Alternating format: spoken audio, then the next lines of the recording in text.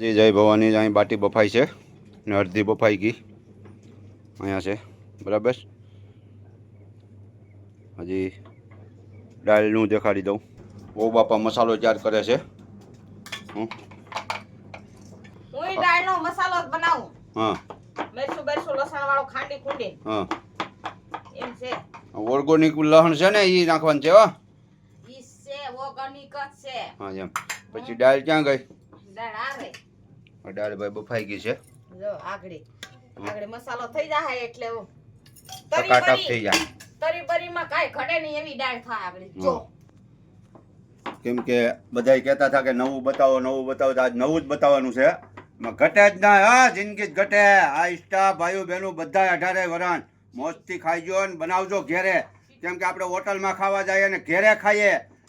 હોટલમાં ને ઘેરે ખાઈએ એમાં આસમાન નો ફેર હોય. તો કેમ કે ઘરની બાટી હાથે બનાવેલી એમાં કઈ મસાલો ગરમ મસાલો ન હોય, કઈ તીખું ન હોય એવું જ.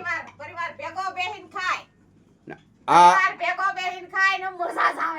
આખો પરિવાર ને ભેળું બેહીને ખાવાની જ મજા આવે. ભલા મને હા આ અમારે સાઈસ લઈને આવે છે. બેન ભારું બે સાઈસ લેવા ગયા હતા. કેમ કે અમારે આ રમકડું છે ભાઈની દીકરી. હા અમારા ભાઈ સાઈસ લઈને વી આવ્યા છે.